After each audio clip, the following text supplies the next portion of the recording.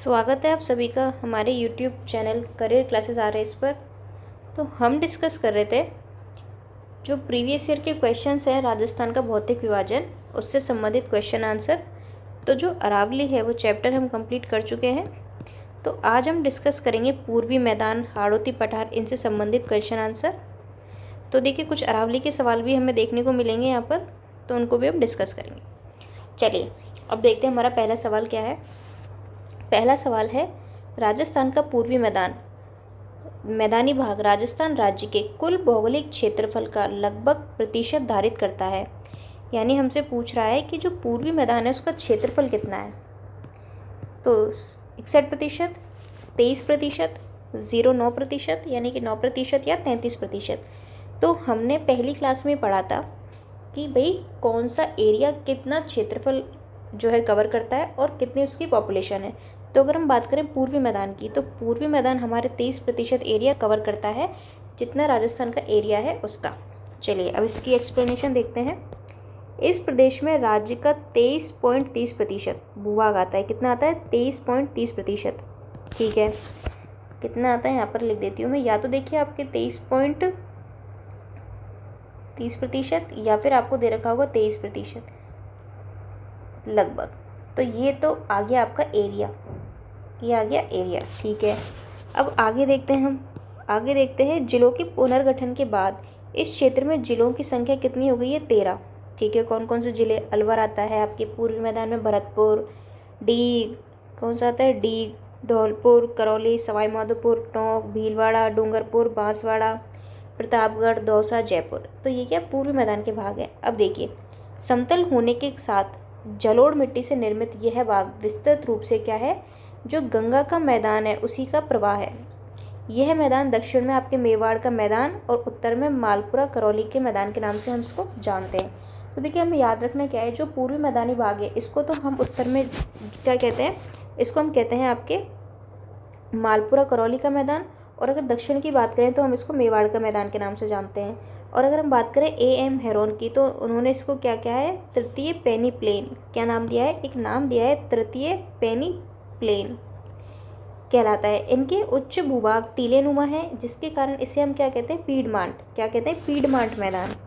इस प्रदेश को मुख्यतः 3 भागों में, बनास, चंबल और माही बेसिन में बांटा जाता है। क्या कहना चाह रहा है ये कि भाई ये जो प्रदेश है हमारा पूर्वी मैदानी, इसको मुख्यतः 3 भागों में बांट के देखते हैं। एक ऐसा जो बनास बनाती है, एक ऐसा मैदान जो चंबल बनाती है, एक ऐसा मैदान जो माही बनाती है। तो मैदानों का निर्माण किस तरीके से होता है? जो नदियाँ अपने साथ अवसाद लेकर आती हैं, जो भी मिट्टी, कंकर, पत्थर या जो भी चीज़ें लेके आती हैं, जब वो जमा होते जाते हैं तो मैदानों का निर्माण होता है। अब देखते हैं अगला सवाल। अगला सवाल है हमारा, राजस्थान में मालपुरा करौली का मैदान किस नदी बेसिन का भाग है? यानी कि जो मालपुरा करौली का मैदान हम कह रहे हैं उत्तरी भाग को, वो कौन सा नदी बेसिन का भाग है? चंबल का है, लूनी का है, बनास का है या यमुना का है? तो अगर हम मालपुरा करौली की बात करें तो ये आपके बनास बेसिन का भाग है। किसका? बनास बेसिन का। यानी कि ऑप्शन नंबर 3 यहाँ पे हो जाएगा हमारा करेक्ट आंसर। अगला सवाल देखते हैं, निम्न में से कौन सा समतल उच्च मैदान हेरोन महोदय द्वारा तृतीय पेनी प्लेन के रूप में पहचाना गया? देखिए पूछा गया सवाल है, जस्ट अभी हमने डिस्कस किया कि जो मालपुरा करौली मैदान है उसको क्या नाम दे दिया गया था? तो जो मालपुरा करौली का मैदान है, A.M. हेरोन ने इनको नाम दिया था तृतीय पेनी प्लेन। तो ये आपको याद रखना है, ऑप्शन नंबर 3 हो जाएगा इसका करेक्ट आंसर। ठीक है, अब कह रहा है पूर्वी बेसिन मैदान का भाग नहीं है। देखते हैं हमें क्या क्या ऑप्शन दिए गए हैं। क्वेश्चन क्या कह रहा था कि पूर्वी बेसिन जो है हमारा वो मैदान का भाग नहीं है। चंबल बेसिन, जवाई, छप्पन या बनास बेसिन। तो इसका राइट आंसर क्या होगा? जवाई बेसिन। तो हमने जब बात की पूर्वी मैदानी क्षेत्र की, इस प्रदेश की, तो हमने इसको मुख्यतः 3 भागों में बांट के देखा। एक तो ऐसा जो बनास बना रही है, एक ऐसा जो चंबल बना रही है, और एक ऐसा जो माही बना रही है ना। तो इसमें जवाई बेसिन नहीं आएगा आपके। पूर्वी बेसिन मैदान को मुख्यतः 3 भागों में बांटा जा सकता है, बनास बेसिन, चंबल और मध्य माही बेसिन, या छप्पन का मैदान भी हम इसको कहते हैं। तो अगर हम बनास बेसिन की बात करें तो बनास और उसकी जितनी भी ट्रिब्यूटरीज हैं, यानी जितनी भी उसकी सहायक नदियां हैं, इनसे निर्मित मैदान यह मुख्यतः आपके पश्चिमी चित्तौड़गढ़, भीलवाड़ा, टोंक आदि जिलों में विस्तृत है। बनास का जो बेसिन है वो कहाँ पे विस्तृत है? आपके पश्चिमी चित्तौड़, भीलवाड़ा, टोंक में। अगर आप चंबल की बात करेंगे तो यह मुख्यतः आपके कोटा, बूंदी और झालावाड़ जिलों में स्थित है। अगर हम मध्य माही बेसिन या छप्पन के मैदान की बात करते हैं तो ये आपके बांसवाड़ा, प्रतापगढ़ जिले के उत्तरी भाग और सलूम्बर में विस्तृत है। तो ये आपको याद रखना है कि मुख्यतः 3 भागों में बांटकर हम इसको देखते हैं। एक तो देखते हैं जो भाई बनास बना रही है आपके, है ना, एक देखते हैं जो हमारी चंबल बना रही है, और एक देते हैं जो आपके माही बना रही है। तो ये आपको याद रखना है, ठीक है। आगे देखते हैं, बनास बेसिन राजस्थान के किस भौगोलिक विभाजन का हिस्सा है? किसकी बात कर रहा है? बनास बेसिन का। तो पश्चिमी रेतीले मैदान का हिस्सा है, हाड़ौती पठार का हिस्सा है, पूर्वी मैदान का हिस्सा है, या फिर अरावली पर्वतमाला और पहाड़ी क्षेत्र है। तो देखिए बनास बेसिन की बात करते हैं तो ये पूर्वी मैदान का एक तरीके से हिस्सा है। तो ऑप्शन नंबर 3 हो जाएगा यहाँ पे राइट आंसर।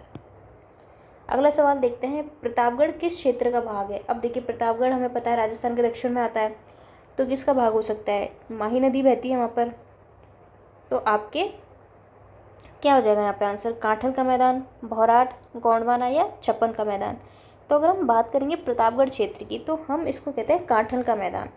तो माही नदी के कांठे यानी कि किनारे पर, क्या है, किनारे पर स्थित प्रतापगढ़ का भूभाग कहलाता है कांठल। इस तरीके से आपको याद रखना है कि जो प्रतापगढ़ है ये क्षेत्र कौन सा कहलाता है? कांठल का मैदान। क्यों? क्योंकि किनारे पर स्थित है प्रतापगढ़। राजस्थान का कौन सा भौतिक प्रदेश खाद्यान्न का कटोरा भी कहा जाता है? अरावली, आपके अरावली पर्वत श्रेणी, पूर्वी मैदान, बनास या फिर दक्षिण पूर्वी पठारी प्रदेश। अब देखिए क्या कह रहा है? खाद्यान्न का कटोरा, खाद्यान्न का कटोरा यानी इसका मतलब जहाँ पे अच्छा खासा खाद्यान्न होता है। तो कौन सा इलाका है ऐसा हमारा? तो हमारा जो पूर्वी मैदानी क्षेत्र है, चूँकि वहाँ पे जरूर मिट्टी पाई जाती है, अच्छी खासी जो एग्रीकल्चर है उसकी प्रोडक्टिविटी है, हमारे यहाँ पे मानसूनी वर्षा है, बारिश थोड़ी ठीक ठाक होती है हमारे यहाँ पे पूर्वी मैदानी क्षेत्र की अगर हम बात करें, उपजाऊ मिट्टी है यहाँ पर, तो भाई अच्छी खासी फसल होगी। तो यानी कि किसको कहा जाएगा? पूर्वी मैदानी प्रदेश को। पूर्वी मैदानी प्रदेश या उपजाऊपन खाद्यान्न का कटोरा अरावली पर्वतमाला के कारण है, क्योंकि यह रेगिस्तान के पूर्वी विस्तार को नियंत्रित करती है। देखिए अगर हम इसमें अरावली की बात करें कि भाई अरावली का क्या रोल है, तो इससे पहले की क्लास में मैं आपको बता चुकी हूँ, ऑलरेडी हमने डिस्कस कर लिया था मैप के थ्रू कि भाई अरावली क्या करती है आपके, अरावली क्या करती है कि जो ये पश्चिमी मरुस्थल वाला हिस्सा है और ये है आपके पूर्वी हिस्सा, तो ये आपके मरुस्थल के विस्तार को रोकती है। तो ये क्या करती है? आपकी जो मरुस्थल है उसके विस्तार को आगे जाने से रोकती है। तो इस तरीके से क्या है, ये अपना एक काफ़ी इम्पोर्टेंट रोल प्ले करती है अरावली।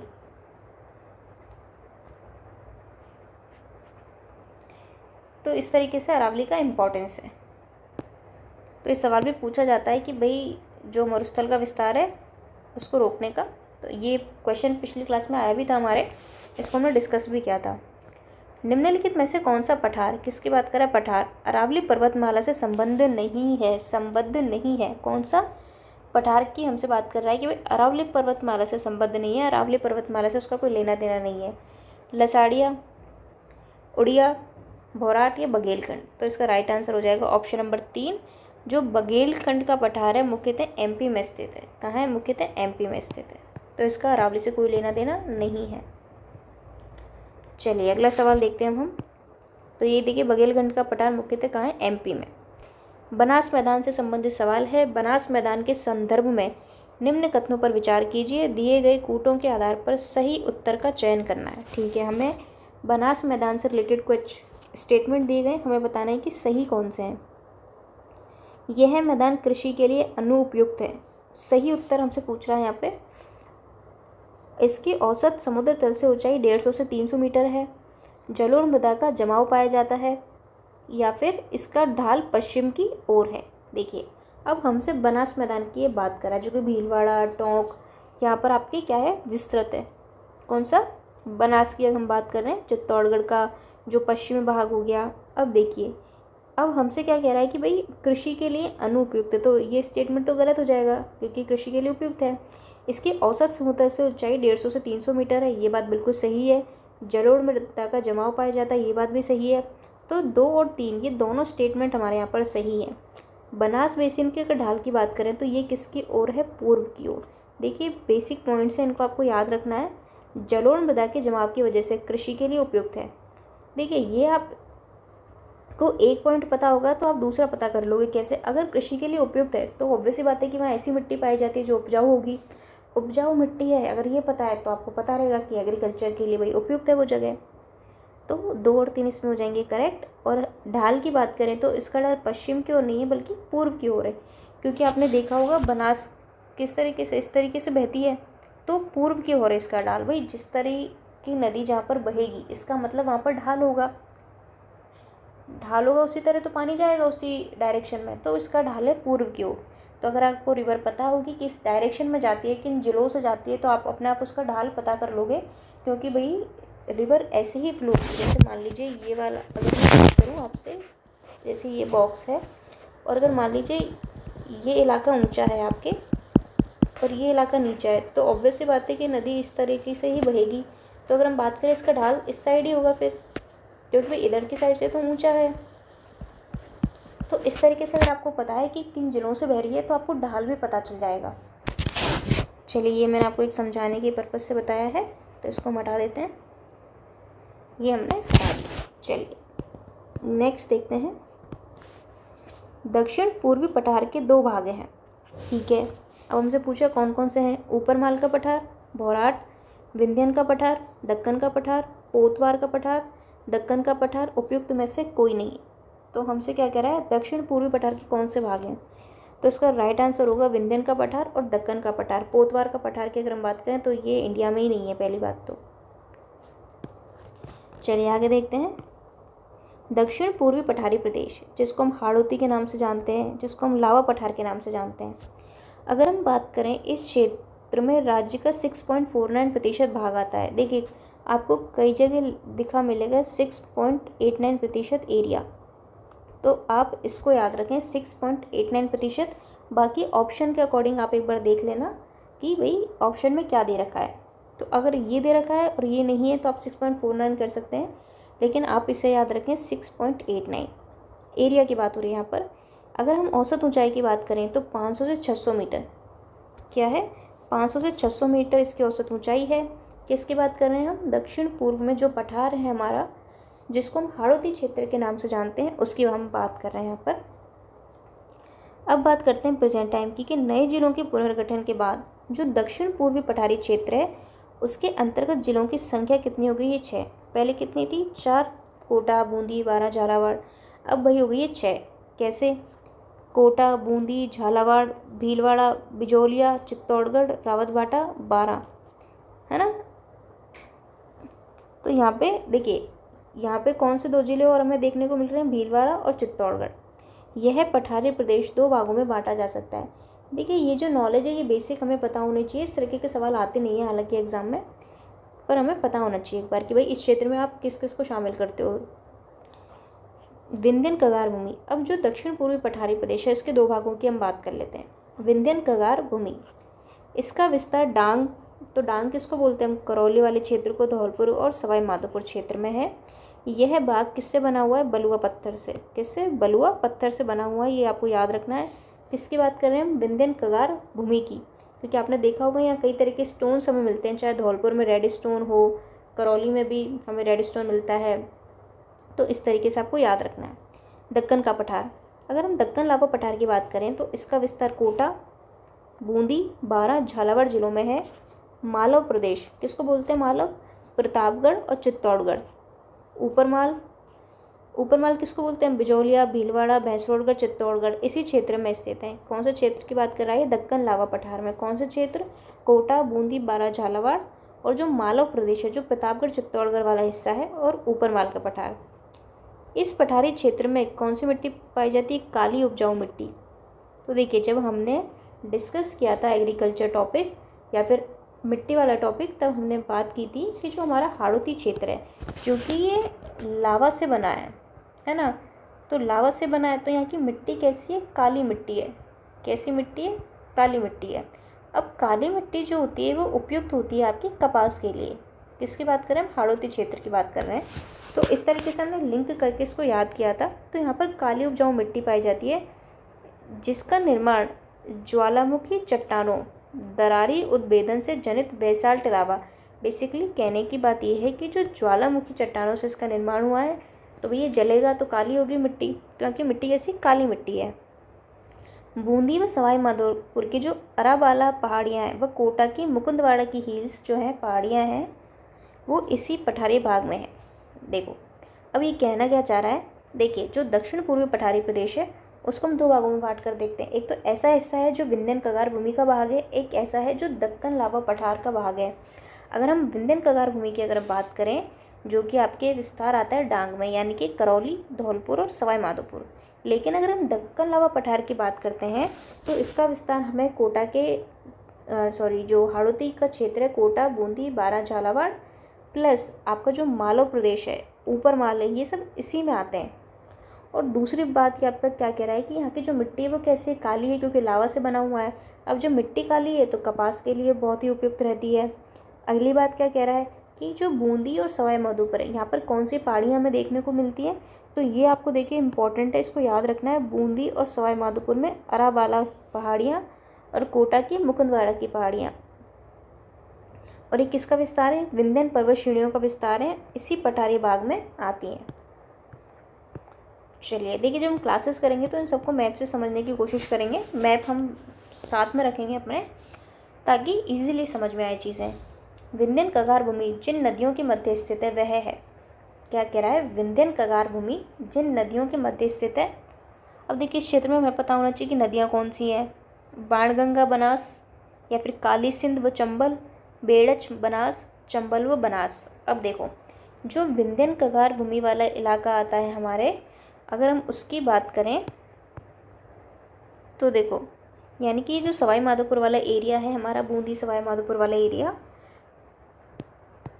तो यहाँ पे कौन कौन सी नदियाँ हमें देखने को मिलती है, हमें चंबल देखने को मिलती है जो कि सवाई माधोपुर, फिर आपके चंबल मिल जाती है, फिर यूपी में जाके यमुना से, है ना। और कौन सी नदी आती है, बनास। तो विंध्यन कगार भूमि जिन नदियों के मध्य स्थित है वो है आपके चंबल और बनास। अब देखते हैं अगला सवाल, राजस्थान में विंध्यन कगार क्षेत्र किस प्रकार की चट्टानों से बना हुआ है। जस्ट अभी हमने डिस्कस किया कि जो विंध्यन कगार क्षेत्र जो हमारा आता है वो बना है आपके बलुआ पत्थर से। और कहाँ विस्तार हमें देखने को मिलता है, तो देखिए इसका विस्तार जो हमें देखने को मिलता है वो है करौली, सवाई माधोपुर,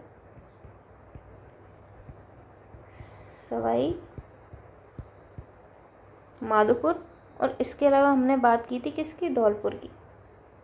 यानी जो विंध्यन कगार वाला हिस्सा है वो बना है आपके बलुआ पत्थर से। किससे, बलुआ पत्थर से। अगला सवाल है, राजस्थान में किस भौतिक क्षेत्र में मुकुंदरा की पहाड़ियाँ पाई जाती हैं। अब देखिए यहाँ पे हमें शेखावाटी, हाड़ौती, दक्षिण अरावली, माही बेसिन इस तरीके से नाम दिए गए हैं। देखिए एक खास बात आपको याद रखनी है कि नाम किसी भी तरीके से दिया जाए, देखिए अगर हम इसको माने अपने राजस्थान का मैप, ये है आपके ईस्ट हिस्सा, ये आपके साउथ। अब ये जो हिस्सा है राजस्थान का, अब डायरेक्शन वाइज बात करें तो ये क्या है, दक्षिण पूर्वी हिस्सा। और हमें पता है कि ये कैसा हिस्सा है, पठारी हिस्सा है, यानी यहाँ पर क्या है, पठार है। और इस क्षेत्र की ऊंचाई कितनी है लगभग, तो अगर हम बात करें इस क्षेत्र की, अगर औसत ऊंचाई देखी जाए तो इस क्षेत्र की औसत ऊंचाई हमें देखने को मिलती है 500 से 600 मीटर।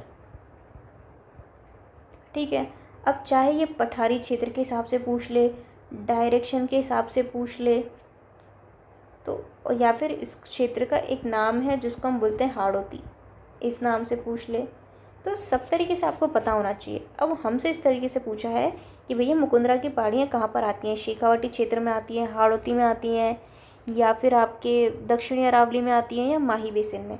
तो हमें पता है कि भाई मुकुंदरा की पहाड़ियाँ कोटा में हैं, तो ये आपके हाड़ौती क्षेत्र का भाग है। देखिए 2024 में भी पूछा गया सवाल है, तो कंफ्यूज नहीं होना है किसी भी उसमें।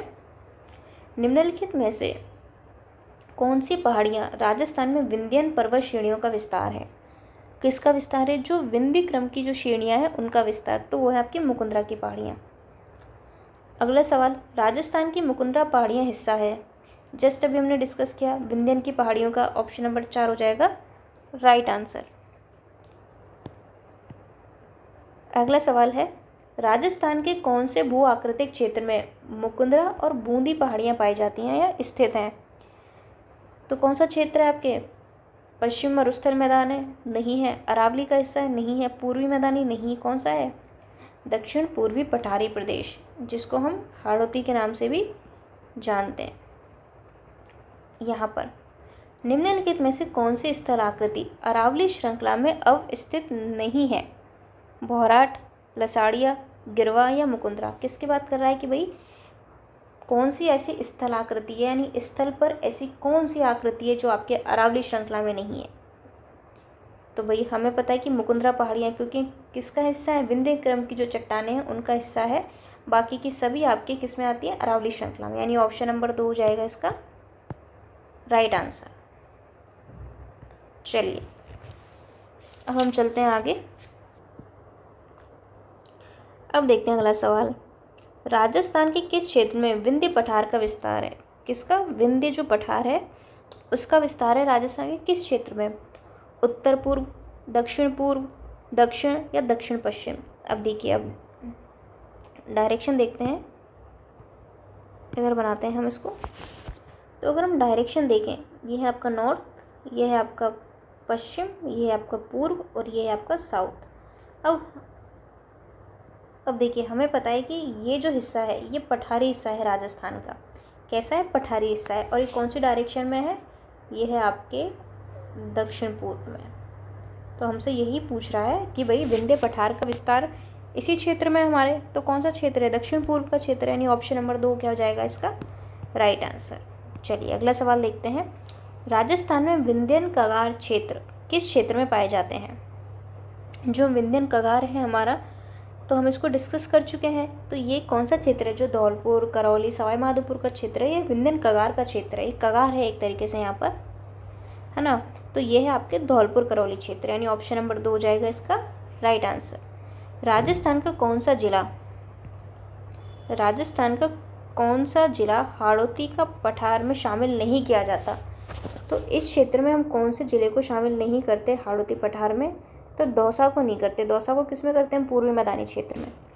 हाड़ौती पठार, जिसको हम दक्षिण पूर्वी राजस्थान जो है हमारा, कहाँ है इसका विस्तार? इसका कोटा, बूंदी, बारा, झालावाड़, बांसवाड़ा, है ना। अब देखिए, इसके 3 ऐसे भाग हैं। जो मुख्य भाग तो हमने देख लिए, विंध्यन कगार क्षेत्र और दक्कन लावा पठार। अब कुछ ऐसे हिस्से हैं जो मुख्य भाग नहीं है लेकिन गौण हिस्से हैं, यानी कम मुख्य हैं, यानी कम प्रमुख हिस्सा है। एक तो है अर्धचंद्राकार पहाड़ी, एक है आपका शाहबाद उच्च भूमि और एक है गंगधर उच्च भूमि। ठीक है, तो जो अर्धचंद्राकार पहाड़ियाँ हैं वो है आपकी Bundi hills, Mukundra hills. Mukundra hills कहाँ पे? कोटा, झालावाड़। तो ये पूछा जाता है सीधा सीधा सवाल मुकुंदरा हिल्स का, क्योंकि अभी हमने देखे कितने सारे सवाल थे। तो याद रखना, मुकुंदरा हिल्स की अगर बात करें तो कोटा के साथ आएगा आपका झालावाड़। ये कैसे? यहाँ पे अर्धचंद्राकार पहाड़ियाँ। फिर एक शाहबाद उच्च भूमि, यानी हाईलैंड, अपलैंड हम जिसको कह सकते हैं। तो शाहबाद की अगर हम बात करें तो ये आता है आपके 12 में। कहाँ आता है? 12 में। तो यहाँ पर एक जनजाति भी निवास करती है। तो आपको बताना है कमेंट सेक्शन में कौन सी जनजाति है यहाँ पर। तो देखिए, शाहबाद उच्च भूमि की बात करें तो यहाँ पे जो घोड़े की नाल होती है, इस तरह की क्या पाई जाती है? पहाड़ियाँ पाई जाती हैं। फिर तीसरा जो इसका भाग है वो है डग गंगधर उच्च भूमि, जो कि आता है आपके झालावाड़ में। चलिए, डग गंगधर उच्च भूमियाँ अवस्थित हैं कहाँ पर हैं? ये है आपके हाड़ौती पठारी क्षेत्र में। तो ऑप्शन नंबर 3 होगा इसका करेक्ट आंसर। अगला सवाल है, घोड़े की नाल की आकृति वाली रामगढ़ पहाड़ी, कौन सी पहाड़ी? रामगढ़ पहाड़ी राजस्थान में कहाँ पर है? जस्ट अभी हमने डिस्कस किया, कहाँ पे पाई जाती है? 12 में पाई जाती है। कहाँ पे? 12 में। और कौन सा क्षेत्र है? शाहबाद उच्च भूमि, यानी ऑप्शन नंबर 2 क्या हो जाएगा इसका करेक्ट आंसर। तो ये काफ़ी महत्वपूर्ण है, ये पूछे जाते हैं सीधे सीधे सवाल, इनको याद रखना है आपको। कौन सी पहाड़ियाँ? घोड़े की नाल की आकृति की पहाड़ी कहाँ पर है? अर्धचंद्राकार पहाड़ियाँ कहाँ पर है? तो अर्धचंद्राकार के बारे में हमने पढ़ा था कि भाई बूंदी हिल्स जो है, ये मुकुंदवाड़ा की जो हिल्स हैं, मुकुंदरा हिल्स। इसके बाद अगर हम बात करें कि भाई घोड़े की नाल की आकृति की पहाड़ियों की, तो ये आपकी कौन सी है? शाहबाद वाली। अगला सवाल देखते हैं हम, निम्नलिखित में से हाड़ौती पठार पर अवस्थित जिला है? सिरोही, धौलपुर, टोंक या कोटा। तो हाड़ौती पठार में हमने डिस्कस कर लिया कौन कौन से ज़िले आते हैं, तो कौन सा आंसर आ जाएगा, कोटा। तो बिल्कुल सीधा सा सवाल है। झालावाड़ अवस्थित है बौराट पठार पर, मध्य माही मैदान में, हाड़ौती पठार या चंबल बेसिन। तो ये भी एक सीधा सा सवाल है। हाड़ौती पठार के ज़िले हैं आपके कोटा, बूंदी, बारां, झालावाड़। तो ये तो देखिए बेसिक सा सवाल है। अगला सवाल देखते हैं। हाड़ौती के पठार में राजस्थान का कौन सा क्षेत्र शामिल किया जाता है। अब देखिए जस्ट ये डायग्राम से हमने डिस्कस किया कि ये जो राजस्थान का हिस्सा है, ये राजस्थान का जो हिस्सा है हमारा, ये पठारी क्षेत्र है। अगर इसकी औसत ऊंचाई देखें हम तो 500 से 600 मीटर हमें इसकी औसत ऊंचाई देखने को मिलती है, और इस क्षेत्र को हम जानते हैं हाड़ौती के नाम से। और अगर हम डायरेक्शन बात करें तो ये है हमारे दक्षिण पूर्वी क्षेत्र में। तो हाड़ौती का पठार कौन से क्षेत्र में आता है, दक्षिण पूर्व में। कौन से में, दक्षिण पूर्व में। यह है आपका ईस्ट और ये है आपका साउथ, तो दक्षिण पूर्व का हिस्सा। कोटा बूंदी का क्षेत्र कहलाता है जांगल, शेखावाटी, हाड़ौती या बागड़।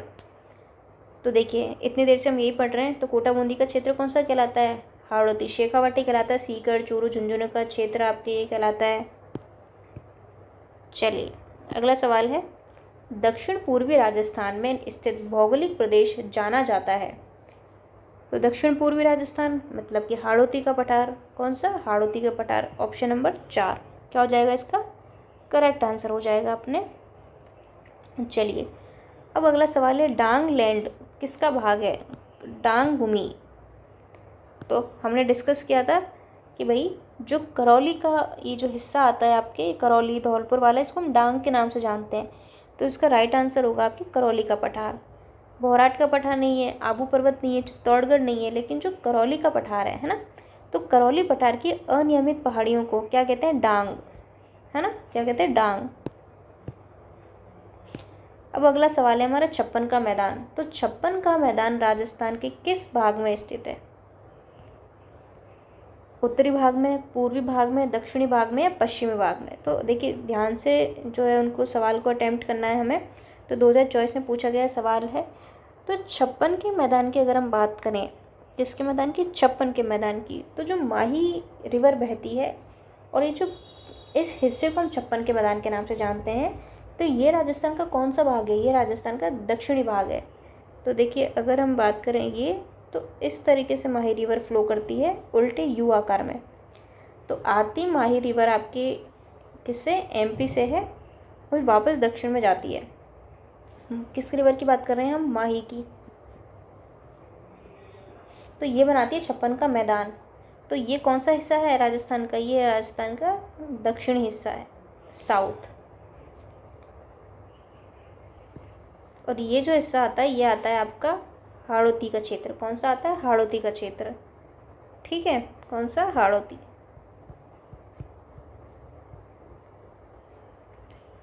जो कि कहाँ है आपके, दक्षिण पूर्व, दक्षिण पूर्व।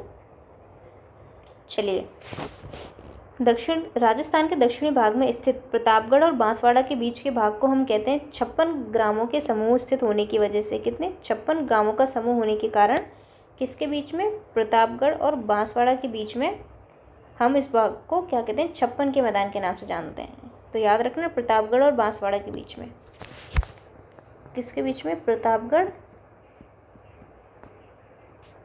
और बांसवाड़ा के बीच में क्या है आपके, छप्पन का मैदान, छप्पन का मैदान, ठीक है। तो इसको आप याद रखना। चलिए आगे देखते हैं। राजस्थान में छप्पन का मैदान किस नदी के बेसिन में स्थित है, किस नदी के बेसिन में है। तो सीधा, बहुत सीधा, सबसे सीधा सवाल, किसके में है, माही। कौन सी रिवर है आपके यहाँ पर, माही रिवर। तो माही जो नदी है उसके बेसिन में क्या है आपके, छप्पन का मैदान। चलिए अगले सवाल पर चलते हैं हम। अगला सवाल देखिए यहाँ पर एक्सप्लेनेशन दी हुई है कि जो मध्य माही बेसिन है, ठीक है, तो इसको हम कहते हैं छप्पन का मैदान।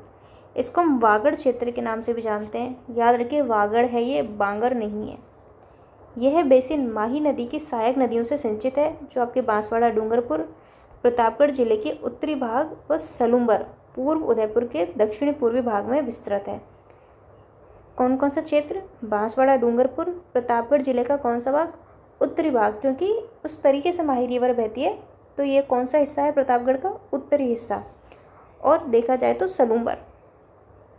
चलिए अगला सवाल है, निम्न में से कौन सा वागड़ के नाम से भी जाना जाता है? तो देखिए, हमने देखा कि जो राजस्थान का दक्षिणी हिस्सा था, उसको किस नाम से जानते हैं हम? देखिए, सबसे पहले तो मैं बताती हूँ ये जो दक्षिण पूर्व का हिस्सा था, इसको हम किस नाम से जानते थे? हाड़ौती के नाम से।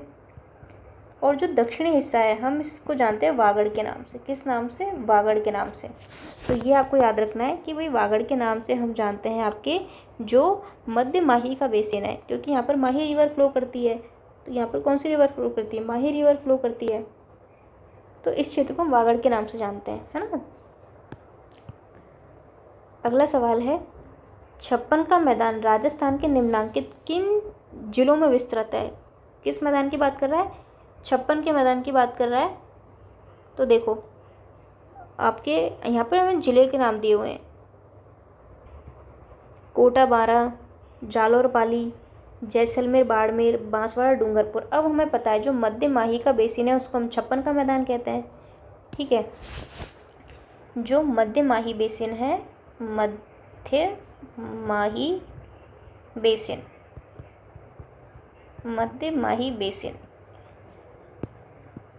है ना।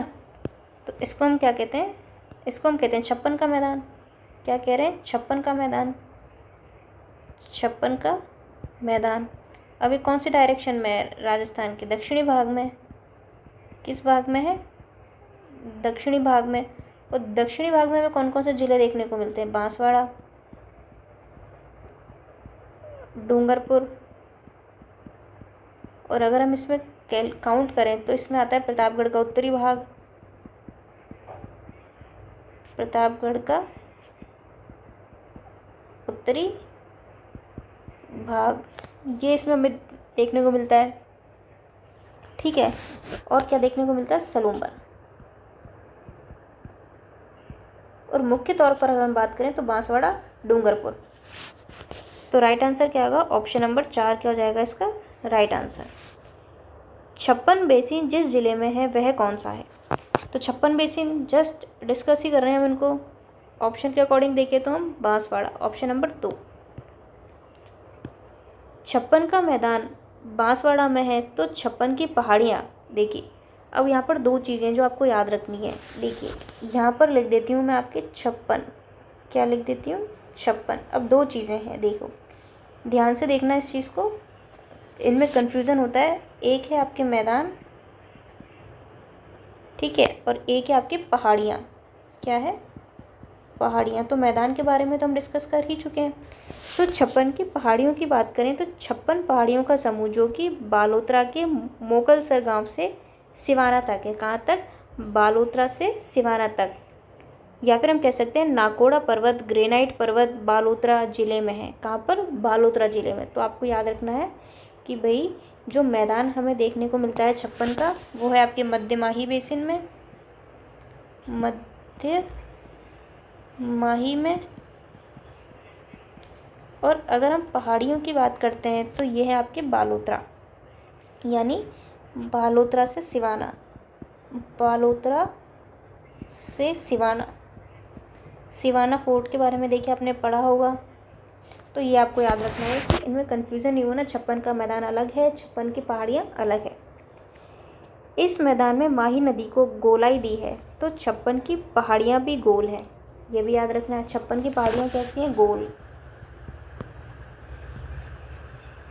ठीक है। अधिक गहराई तक विच्छेदित होने के कारण छप्पन के विच्छेदित मैदान व आसपास के पहाड़ी भूभाग को हम किस नाम से जानते हैं? वागड़ के नाम से। कि जो छप्पन का विच्छेदित मैदान है और ये जो आसपास का पहाड़ी भूभाग है, इसको हम जानते हैं वागड़ के नाम से, यानी इस वाले हिस्से को हम जानते हैं वागड़। तो ये चीज़ आपको रखनी है याद। चलिए अगला सवाल हम देखते हैं। नाकोड़ा पर्वत निम्न में से किस और नाम से भी जाना जाता है?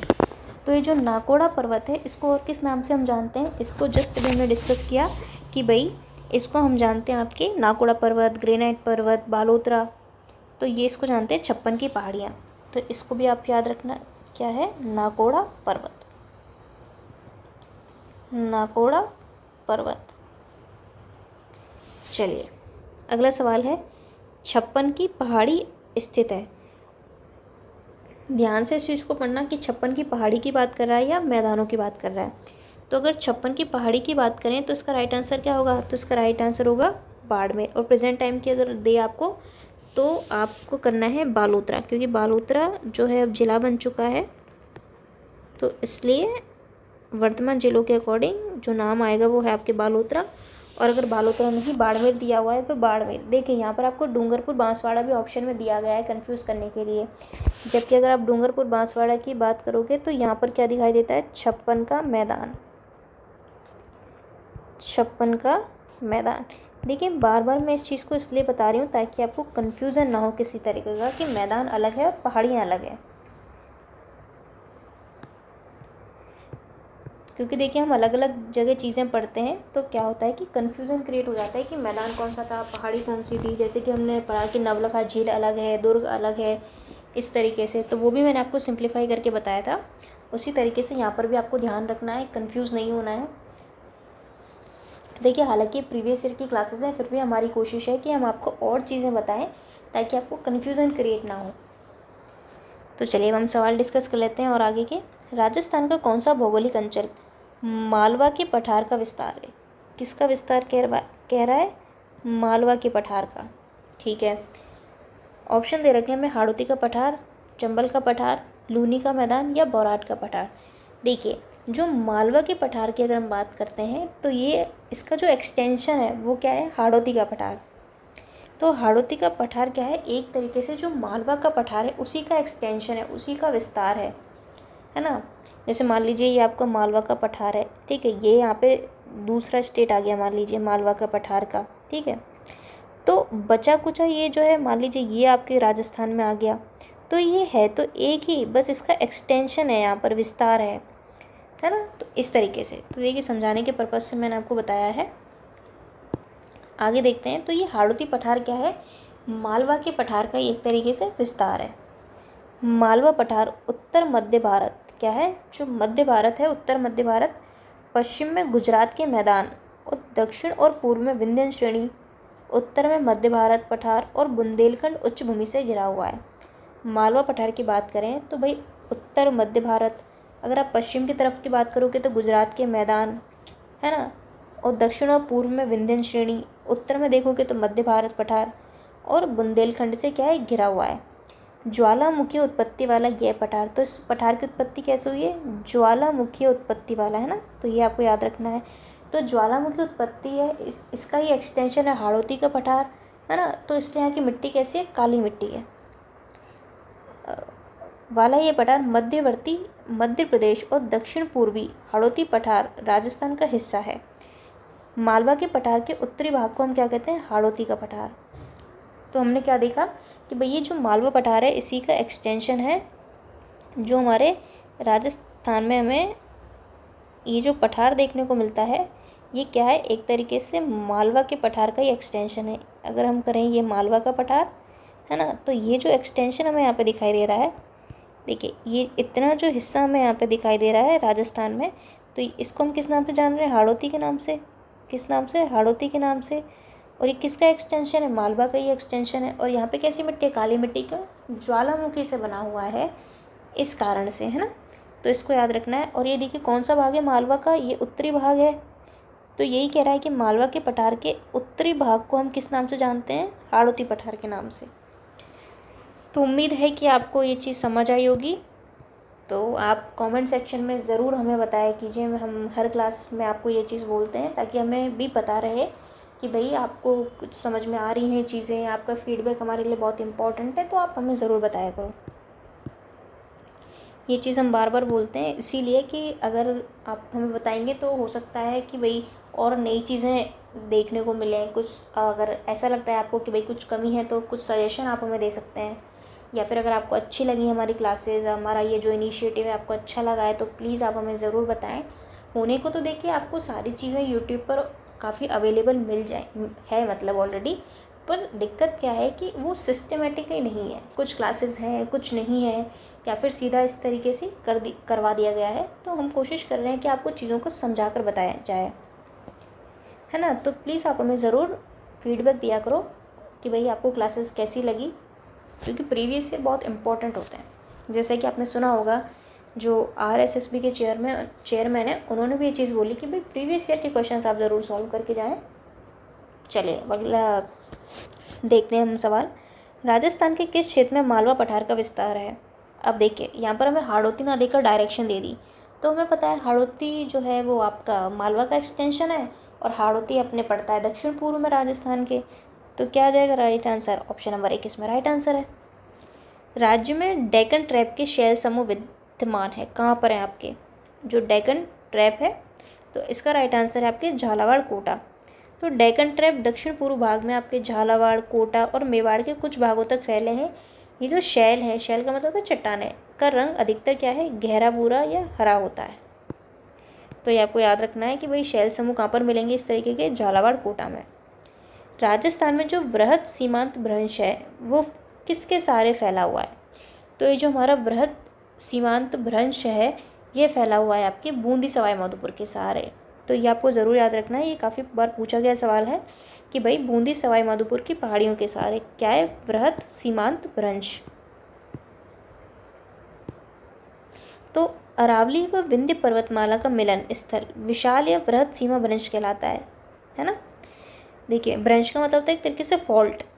तो जो अरावली है और विंध्य पर्वतमाला है इनका जो मिलन है तो ये स्थल क्या कहलाता है आपका? विशाल, या विशाल मतलब बहुत बड़ा, है ना, एक सीमा भ्रंश है। राज्य के दक्षिण पूर्वी भाग से विशाल सीमा भ्रंश यानी जो ग्रेट बाउंड्री फॉल्ट है ये गुजरता है। क्या गुजरता है?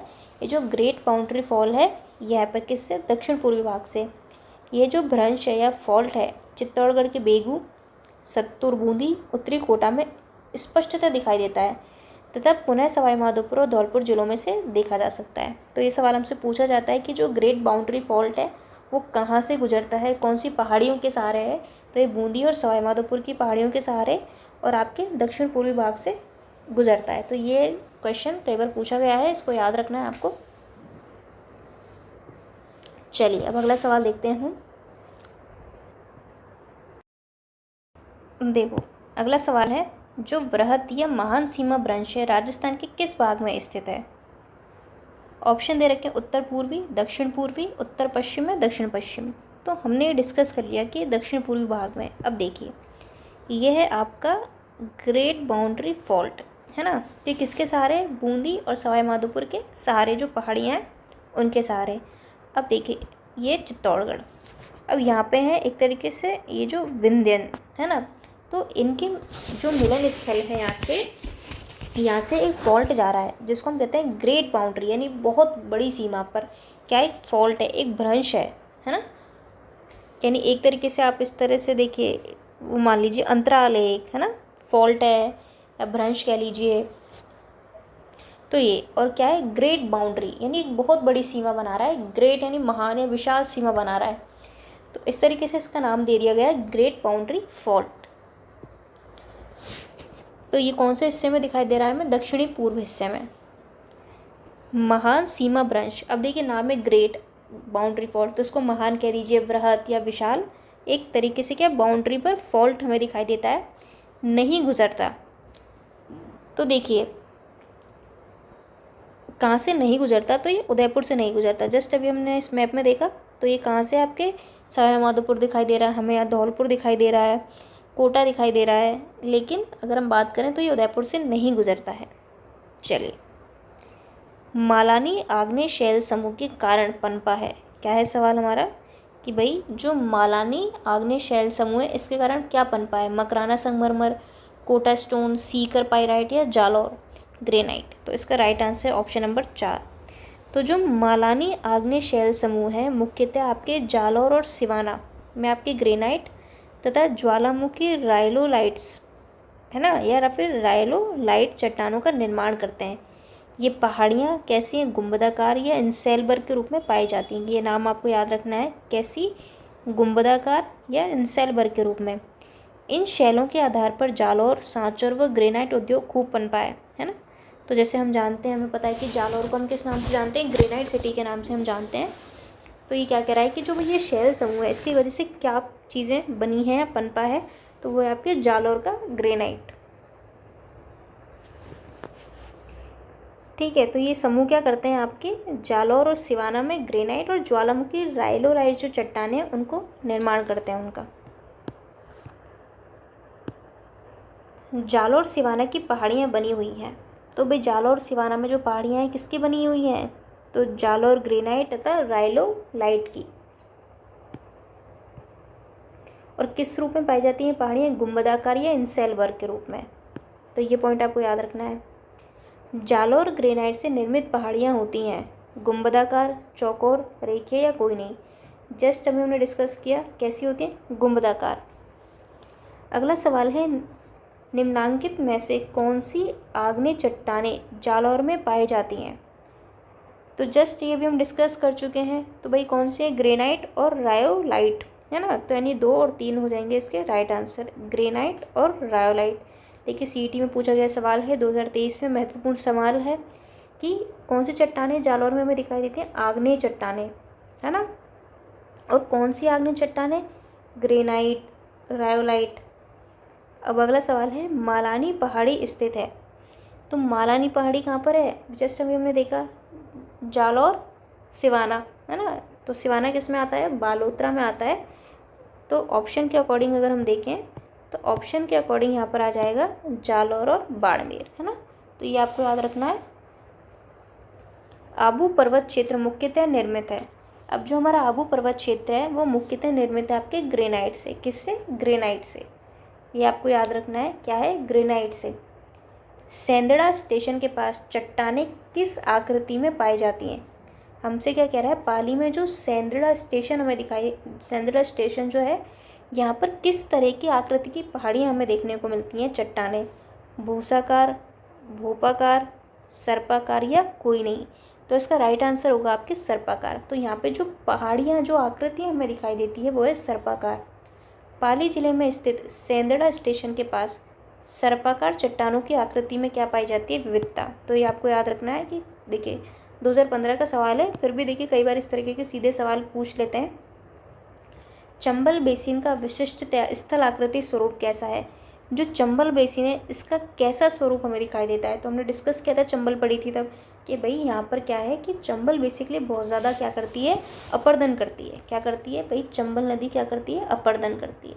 तो जब ये अपर्दन करती है तो जो है कई सारे गड्ढे, उत्खात आकृति यानी उबड़ खाबड़ आकृतियों का निर्माण होता है। तो इसका ऑप्शन जो 4 है वो करेक्ट आंसर है, उत्खात स्थल आकृति बनाती है ना। कौन, आपके चंबल। तो यहाँ पर क्या है, डांग, इस क्षेत्र को हम क्या बोलते हैं, डांग क्षेत्र, जो कि करौली, सवाई माधोपुर, धौलपुर का भाग है।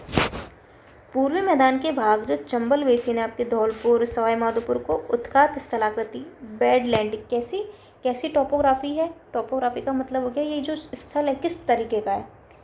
तो कैसा, उत्खात यानी उबड़ खाबड़। इनकी स्थल आकृति में मुख्यतः गॉर्ज, नदी कगार, जलप्रपात जैसे कि चूलिया, शिप्रकाएँ, निक पॉइंट्स, बीहड़ भूमि पाई जाती है। तो बीहड़ भूमि के लिए फेमस है ना, याद रखना। चलो अगला सवाल है, राजस्थान के किस प्रदेश में उत्खात भूमि आकृति मिलती है। तो कौन सा बेसिन है, चंबल बेसिन। कौन सा, चंबल बेसिन। ऑप्शन नंबर 2 क्या हो जाएगा, करेक्ट आंसर। अब देखिए इस तरीके, इसी सवाल को कई तरीके से पूछ लिया गया है। उत्खात स्थल आकृति पाई जाती है, तो हमें पता है कि भाई चंबल में पाई जाती है, चंबल बनाती है। तो चंबल कहाँ पे बहती है, आपकी इसी इलाके में बहती है, धौलपुर, सवाई माधोपुर। यानी ऑप्शन नंबर 4 क्या हो जाएगा इसका राइट आंसर। तो चंबल को हम डिटेल में डिस्कस कर चुके हैं। बांसवाड़ा व डूंगरपुर के मध्य भूभाग को किस नाम से जाना जाता है। बांसवाड़ा और डूंगरपुर के मध्य के भाग की अगर हम बात करें तो हम इसको मेवल के नाम से जाने जाते हैं। कौन सा, मेवल। तो कंफ्यूज नहीं होना है, मेवल अलग है, ठीक है, मेवात अलग है ना। तो इसमें कंफ्यूज नहीं होना है, दोनों चीज़ें अलग है। अगर मेवल आता है तो बांसवाड़ा डूंगरपुर जो है वो आएगा, और मालव अलग है ना। तो मालव हम पढ़ ही चुके हैं, प्रतापगढ़ वाला। मेवात हमें पता ही है, अलवर भरतपुर वाले भाग को मेवात के नाम से जानते हैं, है ना। और जो क्या नाम है मेवल की अगर बात करें तो वो कौन सा है, बांसवाड़ा डूंगरपुर। तो ये तीनों चीज़ें अलग हैं, मेवल, मेवात और मालव, कंफ्यूज नहीं होना है। और मालवा अलग चीज़ है, मालवा क्या है, प्लेट्यू है।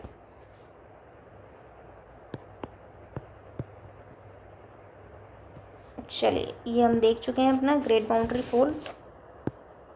मेवल डूंगरपुर बांसवाड़ा का मध्य भाग, वागड़ इसको हम व्याघ्र वाट भी कहते हैं। डूंगरपुर बांसवाड़ा का क्या है, प्राचीन नाम। ये भी आप याद रखना, व्याघ्र वाट। कौन सा सही सुमेलित नहीं है, वागड़ डूंगरपुर बांसवाड़ा, बिल्कुल सही बात है। देखिए ये, इसके अलावा अगला है मेवात अलवर भरतपुर। अभी मैंने आपको बताया ये अलवर भरतपुर वाले भाग को हम मेवात कहते हैं। फिर बात आती है भौमट क्षेत्र की, प्रतापगढ़ चित्तौड़गढ़, ठीक है। हाड़ौती की बात करें तो कोटा बूंदी झालावाड़। ऑप्शन नंबर 3 हो जाएगा गलत। कैसे, अगर आप भौमट की बात करते हो तो भौमट का जो क्षेत्र है वो आपके उदयपुर, सलूम्बर, डूंगरपुर एवं पूर्वी सिरोही जिले का जो अरावली पर्वतीय क्षेत्र है उसको हम भौमट के नाम से जानते हैं। तो आप इसको इस तरीके से याद रख सकते हो, जो उदयपुर वाला हिस्सा है इसको हम जानते हैं भौमट के नाम से, ठीक है। अगला सवाल, निम्नलिखित में से किस जिलों के क्षेत्र को हम भौमट कहते हैं।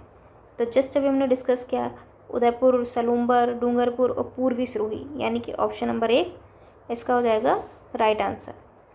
राजस्थान में बागर और मरू के नाम हैं, जल निकासी व्यवस्था है, भौगोलिक क्षेत्र है, सांस्कृतिक क्षेत्र है या फिर जिले हैं। तो ये हैं आपके भौगोलिक क्षेत्रों के नाम।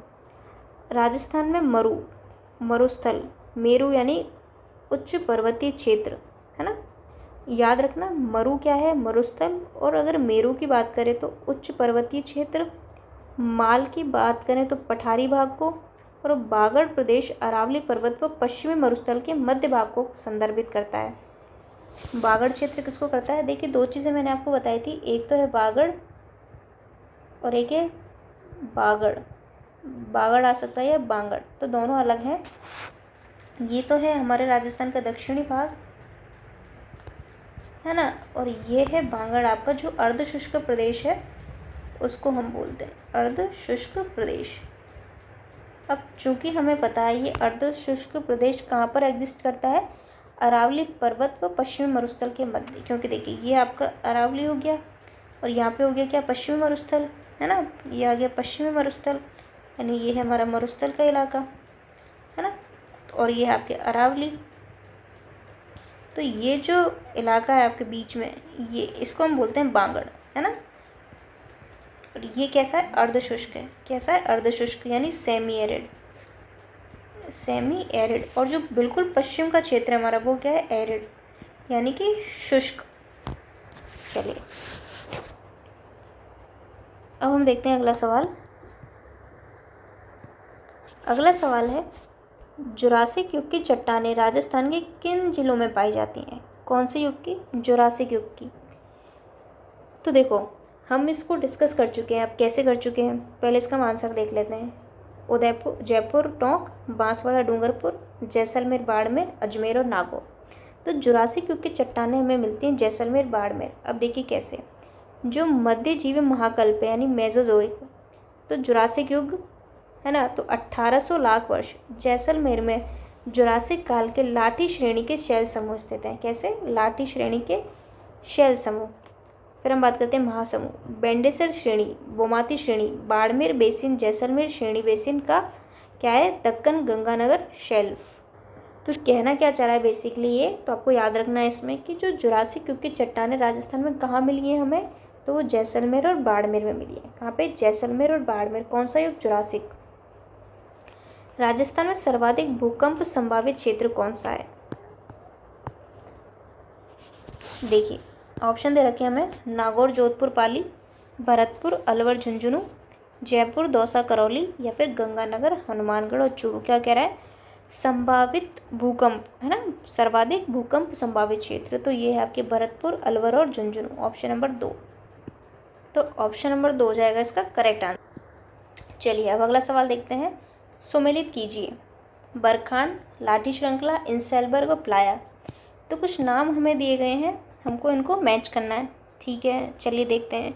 तो अगर बरखान की बात करें तो हम डिस्कस कर ही चुके हैं। बरखान क्या है? सैंड ड्यून है, बालू का स्तूप है, तो ए में आ जाएगा 2। लाठी श्रृंखला की अगर बात करें तो हमने डिस्कस किया था कि जैसलमेर में आपके कहाँ से पोखरण से मोहनगढ़ तक क्या है, एक 60 किलोमीटर में एक भूगर्भिक जल पट्टी पाई जाती है। तो ये क्या है? एक भूगर्भिक जल पट्टी है ना। और यहाँ पर कौन सी घास मिलती है? सेवन घास, है ना, याद रखना है। अगर प्लाया की बात करो तो प्लाया क्या है? झील है ना। तो इसमें क्या आ जाएगा आपके? डी में आ जाएगा आपके 3। और अगर आप इंसेलबर्ग की बात करोगे तो ये आबू पर्वत खंड है, तो एक आ जाएगा 2, 4, 1, 3, यानी ऑप्शन नंबर 4 क्या हो जाएगा आपके यहाँ पे राइट आंसर। चलिए वापस से हमें मैच करना है। मेवाड़ पर्वतीय क्षेत्र, हाड़ौती पठार, शेखावाटी पठार और घग्गर मैदान। अब देखिए जो आपको सबसे पहले आता है ना, आप उसी को क्या करो। जैसे कि मान लीजिए मैं को बताया कि भाई जो घग्गर है, अगर हम घग्गर की बात करें तो ये क्या है, इसको हम, इसका प्रवाह क्षेत्र नाली कहलाता है ना। तो डी में आ जाएगा 2, डी में आएगा आपके 2। चलिए फिर अगर हम बात करते हैं शेखावाटी पठार की, तो हमें पता है ये अंत्य प्रवाहित क्या है, अपवाह क्षेत्र हम इसको कहते हैं। इसके अलावा अगर आप हाड़ौती पठार की बात करते हैं तो मुकुंदरा की जो पहाड़ियाँ हैं वो कोटा झालावाड़ में पाई जाती हैं, हमें पता है। अगर हम मेवाड़ पर्वतीय क्षेत्र की बात करेंगे तो यहाँ पे जो है इनको हम कहते हैं गिरवा। जो तश्तरी के शेप में पहाड़ियाँ पाई जाती हैं इनको हम कहते हैं गिरवा पहाड़ियाँ। 3, 1, 4, 2, यानी कि ऑप्शन नंबर 2 हो जाएगा करेक्ट। कौन सी राजस्थान के मरुस्थल की विशेषता है? अब हमसे मरुस्थल की विशेषता पूछ रहा है। तो देखिए मरुस्थल की क्या विशेषता होती है। अगर हम बात करें मरुस्थल की, तो मरुस्थल में देखिए ऐसा क्षेत्र जहाँ पर वनस्पति नहीं है, बारिश कम होती है, बहुत ज़्यादा टेम्परेचर रहता है, बहुत ही शुष्क तरीके की दशाएं हमें वहाँ पर मिलती हैं। तो देखिए अति शुष्क दशाएं बिल्कुल मिलती हैं आपके। तापमान का अतिरेक यानी बहुत ज़्यादा टेम्परेचर बिल्कुल सही है। न्यून औसत वार्षिक वर्षा यानी जो एवरेज वर्षा है वो बहुत कम है। कम तथा छितरा हुआ वनस्पति आवरण। देखिए अगर कहीं पर अच्छी खासी बारिश होगी तो वनस्पति होगी वहाँ पर, यानी कि कई सारा एरिया पाया जाएगा फॉरेस्ट का। इस तरह नहीं होगा कि कम और छितरा हुआ वनस्पति आवरण हमें दिखाई दे। तो यहाँ पे चारों बातें जो सही हैं। अगला सवाल है कथनों पर विचार कर सही उत्तर का चयन नीचे दिए गए कूट से कीजिए। वन रक्षक में 2022 में पूछा गया सवाल है कि भाई हमें कुछ स्टेटमेंट दिए हैं और हमें बताना है सही आंसर। ठीक है, लूनी बेसिन गौड़वाड़ प्रदेश के नाम से भी जाना जाता है, तो हमने पहले क्लास में डिस्कस कर लिया था, ये गौड़वाड़ प्रदेश के नाम से हम जानते हैं, सही है। गिरवा की बात करें तो उदयपुर बेसिन की विशिष्ट आकृति से है जो मेवाड़ प्रदेश में है। तो अभी मैंने आपको बताया कि यहाँ पर तश्तरी के आकार की पहाड़ियाँ मिलती हैं मेवाड़ प्रदेश में, बिल्कुल सही बात है। घग्गर का मैदान चूरू जिले में स्थित है, तो यही स्टेटमेंट हो गया गलत, क्योंकि ये आपके गंगानगर हनुमानगढ़ है ना, यहीं पे फ्लो होती है घग्गर जो रिवर है हमारी, गंगानगर हनुमानगढ़, तो चूरू में नहीं है, यानी कि हमारा जो आंसर होगा वो होगा ऑप्शन नंबर 2। चलिए नेक्स्ट देखते हैं हम। निम्नलिखित में से कौन सा सुमेलित नहीं है? लूनी बेसिन, नेहड़, घग्गर मैदान, नाली, शेखावाटी प्रदेश, जौहर और नागौर उच्च भूमियाँ, जिसको किस नाम से कह रहा है? डोरा पर्वत। देखिए अगर हम बात करें इसकी तो यहाँ पर जो राइट आंसर होगा वो होगा ऑप्शन नंबर 4, जो कि मैच नहीं कर रहा है। क्यों? क्योंकि डोरा पर्वत की अगर हम बात करें तो ये आपके लूनी बेसिन में यानी कि जालौर में पाया जाता है। तो डोरा पर्वत की अगर मैं बात करूं तो ये आपकी कहाँ पर है? जालौर। और यहाँ जो हमें रिवर देखने को मिलती है लूनी, तो हम कह सकते हैं कहाँ पर है? लूनी बेसिन में, ना कि नागौर उच्च भूमि। ठीक है, चलिए अगला सवाल है निम्नलिखित में से कौन सा पूर्वी मैदानों का भाग नहीं है? निम्न में से कौन सा हिस्सा है जो आपके पूर्वी मैदान का भाग नहीं है? कोटा, अजमेर, बूंदी, माउंट आबू। तो माउंट आबू नहीं है पूर्वी मैदानों का भाग, तो यानी ऑप्शन नंबर 4 क्या हो जाएगा इसका करेक्ट आंसर। हाल ही में जैसलमेर के निकट वैज्ञानिकों ने दुनिया का सबसे पुराना शाकाहारी डायनासोर, कैसा शाकाहारी वेजिटेरियन का जीवाश्म ढूंढा है। यह जीवाश्म लगभग कितने साल पुराना है? तो देखिए असिस्टेंट प्रोफेसर 2024 में पूछा गया सवाल है। देखिए करंट में अगर कोई इस तरीके की चीज़ें आती हैं तो वो इम्पोर्टेंट हो जाती हैं उस सब्जेक्ट के लिहाज से। चाहे हिस्ट्री का अगर सभ्यता खोजिए तो हिस्ट्री के लिहाज से इम्पोर्टेंट हो गया। तो इस तरीके के सवाल फिर सब्जेक्ट में आते हैं, आपके करंट में तो पूछे ही जाते हैं, साथ ही सब्जेक्ट में भी आते हैं। तो इसका आंसर होगा आपका 16.7 करोड़ वर्ष। तो ये फैक्ट आपको याद रखना है। जैसलमेर के जेठवाई क्षेत्र में सबसे प्राचीन कैसा शाकाहारी डायनासोर धारोसोरस। तो ये आपको याद रखना है। चुन चिन्ह पे मैंने आपको ये इस तरीके से बॉक्स बनाया है कि कौन सा क्षेत्र है, जेठवाई क्षेत्र। कैसा है ये, शाकाहारी। और थारोसोरस है ना, की नई प्रजाति के अवशेष मिले हैं जो आपके 167 मिलियन वर्ष पुराना है। कितना, 167 मिलियन या फिर 16.7 करोड़। दोनों तरीके से याद रखना है, मिलियन में भी आ सकता है और इस तरीके से भी। IIT रुड़की और GSI ने शाकाहारी आपके डाइक्रेओसोराइड है ना, डाइक्रेओसोराइड सोरोपोड्स डायनासोर के सबसे पुराने जीवाश्म अवशेषों की खोज की। तो ये आपको याद रखना है। इसे क्या कहा गया है, थारोसोरस इंडिकस। क्या नाम दिया गया है, थारोसोरस इंडिकस इसको नाम दिया गया है। चलिए अगला सवाल है, सापेक्षिक दृष्टि से राजस्थान के निम्न भू आकृतिक प्रदेशों का भाग जो अस्पष्ट अधर प्रवाह का क्षेत्र है, कैसा है, अस्पष्ट अधर प्रवाह का क्षेत्र। दक्षिण पूर्वी, उत्तर और उत्तर पश्चिमी, दक्षिण पश्चिमी, दक्षिण दक्षिण पश्चिमी और उत्तर पूर्वी। तो देखिए इसका राइट आंसर जो है वो है आपके ऑप्शन नंबर 1 दक्षिण पूर्वी। क्या कह रहा है भाई, राजस्थान के जो हमें ऑप्शन दिए गए इनमें से कौन सा ऐसा प्रदेश है जो अस्पष्ट अधर प्रवाह है जहाँ पर, तो वो है आपका दक्षिण पूर्वी। सर्वाधिक नदियों के बहाव क्षेत्र वाला दक्षिण पूर्वी पठारी प्रदेश, इस भूआकृति को हम कहते हैं अस्पष्ट अधर प्रवाह का क्षेत्र। यहाँ पर देखिए सबसे ज़्यादा नदी हमें देखने को मिलती हैं। रामायण और भगवत गीता में धनुषा जो शब्द है उसका क्या संदर्भ है। क्या कह रहा है कि भाई रामायण और जो भगवत गीता है उसमें एक शब्द है धनुषा। मतलब क्या है इसका, तो इसका मतलब है राजस्थान का मरुस्थलीय भाग। क्या है, राजस्थान का मरुस्थलीय भाग।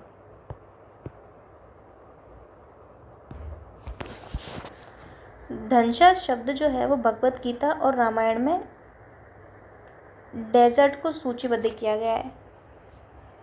रामायण में राजस्थान को आपके क्या कहा, धूम्रकुल्य। देखिए मैं यहाँ पे क्लियर लिख देती हूँ उसको, कौन सा शब्द है, धनुषा। इसका मतलब क्या है, मरुस्थलीय क्षेत्र, मरुस्थलीय क्षेत्र। और अगर हम बात करें रामायण में अगर हम बात करें राजस्थान को क्या कहा गया है, राजस्थान को धूम्रकुल्य, धूम्रकुल्य। ठीक है, यहाँ पे विजिबल नहीं है तो मैं यहाँ पे लिख दिया है आपके लिए। चलिए इसको आप याद रखना। अब देखते हैं हम अगला सवाल। राजस्थान में अरावली क्षेत्र की विशेषताओं की पहचान है। अब हमसे किस क्षेत्र की विशेषता पूछ रहा है, अरावली की। पहला दे रखा है, अरावली पर्वत को आड़ावाल पहाड़ भी कहा जाता है। ठीक है, ये बात बिल्कुल करेक्ट है। अरावली पर्वत श्रृंखला विश्व की प्राचीनतम पर्वत श्रृंखला मानी जाती है। ये बात भी यहाँ पर करेक्ट है। देखिए पशु परिचय 2024 में पूछा गया सवाल है। इसकी ऊंचाई दक्षिण पश्चिम से उत्तर पूर्व की ओर बढ़ती है। गुरु शिखर अरावली श्रृंखला की सबसे ऊंची चोटी है। तो ऑप्शन 2 इसका राइट आंसर है। देखिए ये आपकी अगर हम बात करते हैं अरावली तो और ये है आपकी कौन सी डायरेक्शन, ये है आपके दक्षिण पश्चिम डायरेक्शन और ये है आपके, एक मिनट, ये है आपके उत्तर पूर्व, है ना, उत्तर पूर्व डायरेक्शन। तो जब हम इस डायरेक्शन में आते हैं तो यहाँ पे हमें क्या देखने को मिलता है, सिरोही, है ना। तो यहाँ पर क्या होता है, ऊंचाई बढ़ती जाती है। क्या बढ़ती जाती है? ऊंचाई बढ़ती जाती है यहाँ पे, यानी कि, और यहाँ पे उल्टा लिखा है कि दक्षिण पश्चिम से कहाँ पर, उत्तर पूर्व की ओर, जबकि उत्तर पूर्व से दक्षिण पूर्व की ओर ऊंचाई बढ़ती है। तो ये स्टेटमेंट हो जाएगा गलत। चलिए अगला सवाल देखते हैं। अगला सवाल है, राजस्थान के भौतिक स्वरूप के संबंध में कौन सा कथन जो है वो सत्य है? चलिए देखते हैं। हाड़ौती पठार पश्चिमोत्तर में मुख्य सीमा भ्रंश द्वारा सीमांकित है। ठीक है, आगे देखते हैं। पश्चिमी रेतीले मैदान का 41.50% क्षेत्र बालू का स्तूप मुक्त है। बिल्कुल सही बात है ये। दूसरा स्टेटमेंट हमारा बिल्कुल करेक्ट है। संरचनात्मक दृष्टि से राजस्थान के भौतिक स्वरूप भारत के उत्तरी बृहत मैदान और प्रायद्वीपीय पठार का हिस्सा है। बिल्कुल आपके तीसरा स्टेटमेंट भी बिल्कुल करेक्ट है।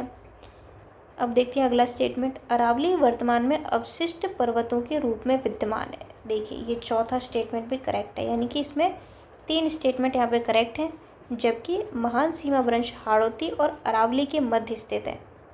कहाँ पर है? हाड़ौती और आपके अरावली के मध्य। देखिए, और यहाँ पे क्या बात कर रहा है? पश्चिमोत्तर, पश्चिम और उत्तर की, है ना, तो ये गलत हो जाएगा यहाँ पर। इसका विस्तार बूंदी, सवाई माधोपुर, करौली, धौलपुर व चित्तौड़गढ़ में है। यह क्या है? पठारी भाग उत्तर पश्चिम में अरावली के महान सीमा भ्रंश द्वारा तथा दक्षिण पूर्व में मेवाड़ के मैदान द्वारा सीमांकित है। तो ये आपको याद रखना है कि अगर हम बात करते हैं ये जो पठारी भाग है ना, देखिए इस तरीके से सीमा भ्रंश जा रहा है। एक मिनट, कैसे? इस तरीके से ये सीमा भ्रंश है यहाँ पर, है ना, और ये क्या कह रहा है? उत्तर पश्चिम में अरावली के महान सीमा भ्रंश द्वारा, और दक्षिण की बात करें दक्षिण पूर्व में मैदान के मेवाड़ द्वारा सीमांकित है। ठीक है, अगला सवाल है, महान सीमा भ्रंश राजस्थान के किस जिले से नहीं गुजरता? कोटा, चित्तौड़गढ़, सवाई माधोपुर या भीलवाड़ा? तो इसका राइट आंसर होगा हमारा भीलवाड़ा। क्या हो जाएगा? भीलवाड़ा। तो ये हमने देखिए डिस्कस किया है इसको। देखिए ये देखिए आपके, ये है आपके ग्रेट बाउंड्री फॉल्ट। तो ये इस तरीके से जा रहा है आपके, तो यहाँ पर भीलवाड़ा नहीं आता है ना। तो ये इसको आप याद रखना, कौन कौन से ज़िले यहाँ पर हमें देखने को मिलते हैं। यहाँ पे मैं लिख देती हूँ आपके लिए। तो यहाँ पे आपका आएगा बूंदी, बूंदी याद रखना है। फिर सवाई माधोपुर, सवाई माधोपुर। फिर आपको याद रखना है इसमें करौली, करौली आपको याद रखना है इसमें धौलपुर, और फिर आपको इसमें याद रखना है वो है आपके चित्तौड़गढ़। क्या है? चित्तौड़गढ़। तो यहाँ से गुजरता है हमारा ग्रेट बाउंड्री फॉल्ट, महान सीमा भ्रंश। तो इसमें भीलवाड़ा नहीं आएगा, ये डिस्ट्रिक्ट आपको याद रखना है। तो चलते हैं हमारे आखिरी स्लाइड पे वापस। ठीक है, तो इसका राइट आंसर क्या होगा आपके? Bhilwara, option number 4। तो देखिए अब अगली क्लास में हम डिस्कस करेंगे पर्वत और पठार से संबंधित जो भी प्रीवियस ईयर के क्वेश्चन अब तक पूछे हुए हैं उनको। बाकी यहाँ तक हमने इसको कंप्लीट कर लिया है। मिलते हैं अगली क्लास में। आप टेलीग्राम ज्वाइन कर लेना, और इसके अलावा आप वेबसाइट पर भी फ्री टेस्ट दे सकते हैं। Thank you.